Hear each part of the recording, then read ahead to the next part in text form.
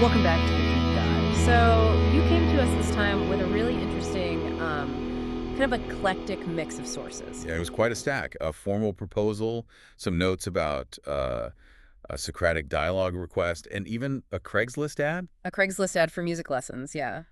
At first glance, maybe a bit random. You'd think so, but when you look closer, they all point towards the same group in this really compelling mission. Absolutely. And that mission, we pulled it right from the proposal. It's quite something.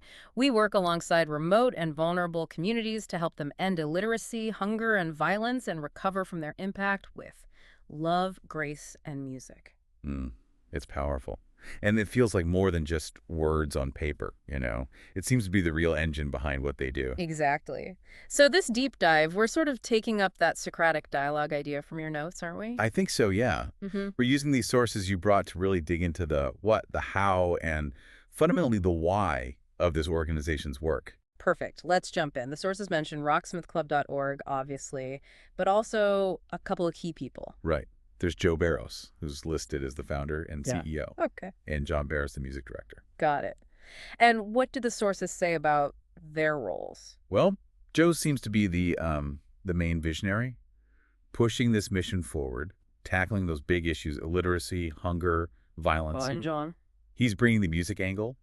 The documents frame music as like a core language, a vital tool for change. Okay, so let's start unpacking the what. Based on everything you found, what is rocksmithclub.org really doing? What's that mission statement mean in practice?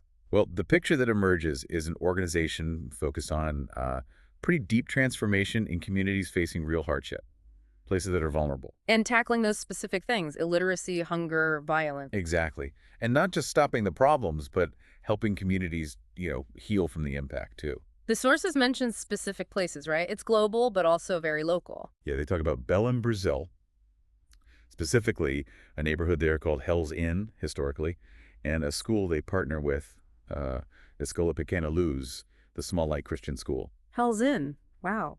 And also work in the U.S. Rockville is mentioned specifically as a U.S. location where they're active.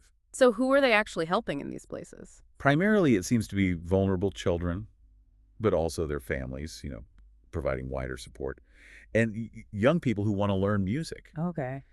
The proposal even sets a really specific goal: rescuing 12 children from that Hell's Inn environment by sponsoring them at the school. That's very concrete. Yeah. And it mentions supporting individual kids, too, like a boy named Michael, who's sponsored by FBCR, that's the First Baptist Church of Rockville.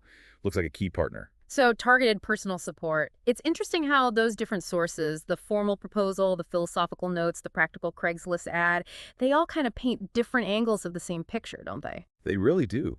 Like, the ad shows the local music lesson side, very hands-on. The proposal gives the big picture, the strategy, the funding models. Each one sort of confirms the others, but adds a different layer. Okay, let's shift to the how, because this is where I think it gets really fascinating. The sources lay out some very specific methods, all tied back to that phrase: love, grace, and music. That's right. That's not just a tagline. It guides their actions. The sources suggest love translates into fostering education. Grace might be seen in providing nourishment, helping people, maybe through small groups or direct aid. Nourishment for body and soul, it sounds like. Yeah, exactly. And music is used very deliberately as a language, a way to communicate and express things. Let's break down these methods. First up, their funding model. They call it the 100% model. That's a bold claim, isn't it? 100% of public donations go directly to the cause. How do they say that works? It is bold. The proposal explains it relies on having two completely separate financial setups. Different bank accounts, different funding sources, different purposes, completely walled off from each other. Okay, walk us through account number one. So first you have the public donation account. This is where money from the general public goes. Individual donations, maybe fundraising events, the child sponsorships we mentioned. Right, like that $100 sponsorship for Michael. Exactly. And the promise, stated right there in the proposal, is that every penny donated this way goes straight to sponsoring a child or the direct program costs. Does it say what that $100 covers? It does give a breakdown. It says $60 for school, things like books, maybe a uniform. Then $20 for a basic food basket designed for a family of 4. And another $20 for music specifically to pay a participant, which is interesting. Pay a participant to learn music. Seems like it, yeah. An incentive or stipend, maybe. Now, the proposal also mentions shelter costs in that same section, listing it at $35. So school, food, music add up to the $100. Shelter's another key need they address, but maybe funded slightly differently or topped up. That's how it reads, yeah. The $100 seems earmarked for those three things specifically, but shelter is clearly on their radar as a major need they help with. And crucially, they emphasize detailed reporting back to donors, transparency. Showing exactly where the money went. Okay, so that's the public money. What's the other count? That's the operational financing side, handled through what they call the club account. This account is strictly for the cost of running the organization. Like salaries, equipment, travel, admin stuff. Exactly. All the necessary overhead to keep things going. Yeah. And the key is, the sources say none of the public donations touch this account. So where does the money for operations come from? It comes from the club. The proposal describes this as a select group of private donors. They're characterized as sort of visionary investors, entrepreneurs, artists, business leaders. Ah, like patrons almost. Kind of, yeah. And it mentions their support is often multi-year, which gives the organizations stability for planning and operations. They don't have to worry about keeping the lights on using the money meant for the kids. So the club basically underwrites the whole operational infrastructure. That's the model presented. Yeah.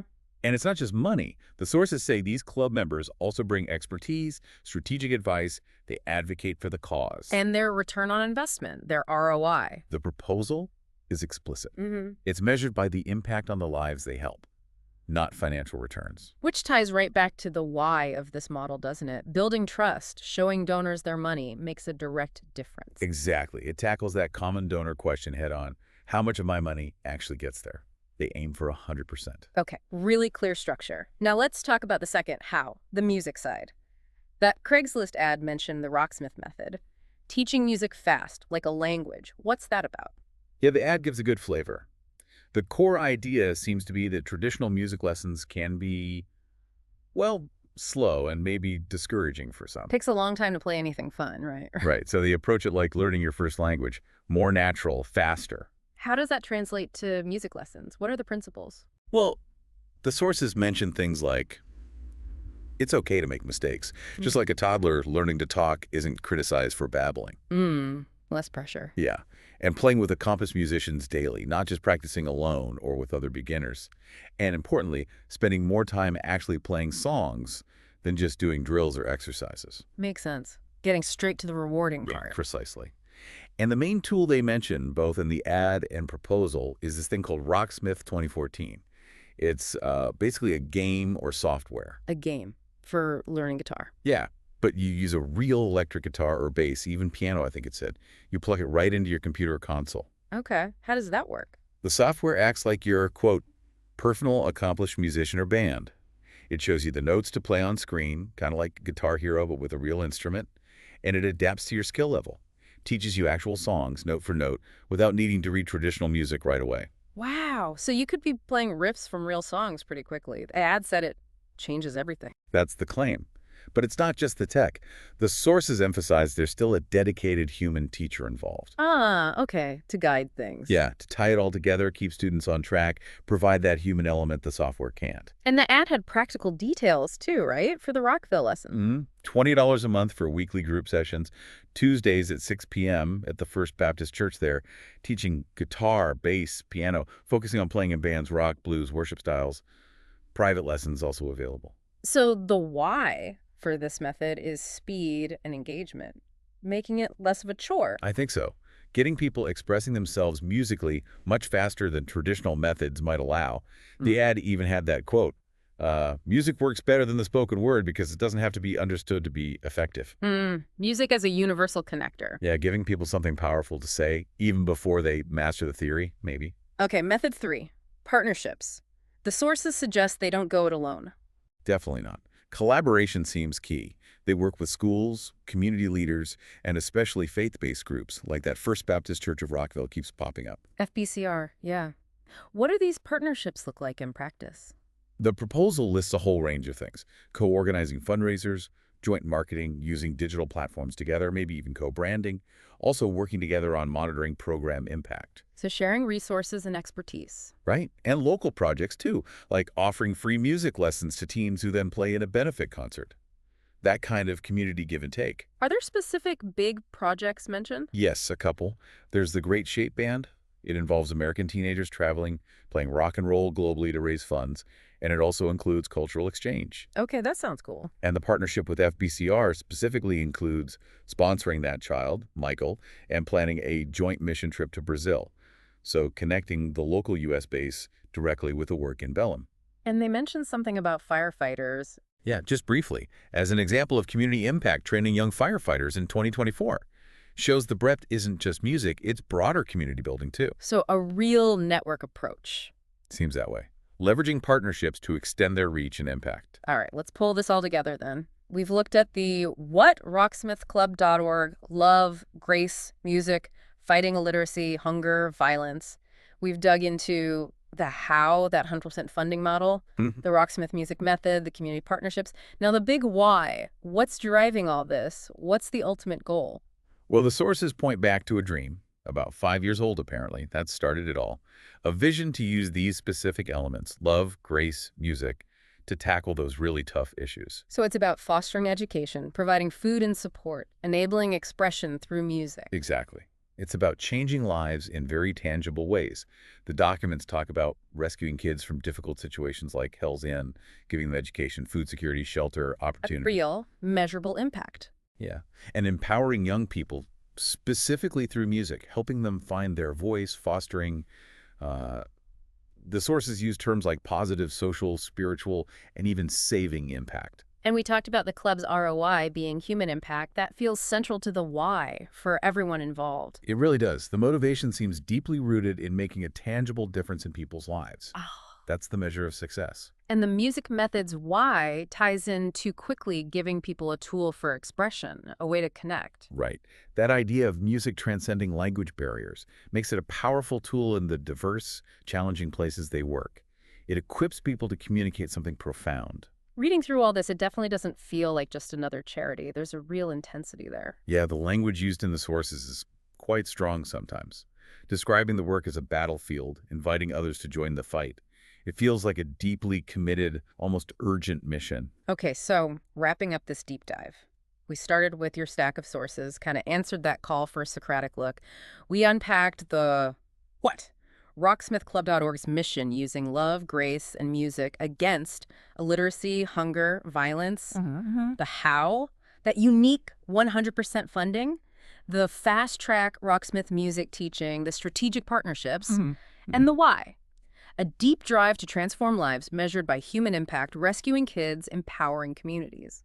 It's quite a story pieced together from those different documents. Thinking about it all now, what really stands out to you listening? Is it the clarity of that 100% funding promise, the novelty of using game tech like Rocksmith for music, or the specific stories like helping kids in Belém or the church partnership in Rockville? It's hard to pick one thing, isn't it? They all contribute to the overall picture. Definitely. And as a final thought to leave you with, something from the sources that stuck with me was that idea. Music works better than words because it doesn't need to be understood to be effective. That's a powerful thought. Makes you wonder, how could that apply elsewhere? To other ways we try to connect or create change, what's the power of things beyond just literal understanding? Interesting question. The power of shared feeling, maybe. Could be. Or thinking about the Rocksmith method, again, focusing on playing more than practicing. What if we took that approach to other difficult things we want to learn? Less rote drill, more doing. Yeah, jump into the application faster, see what happens. Another really interesting angle to consider. Well, thank you for bringing these sources in. It's been fascinating to explore rocksmithclub.org.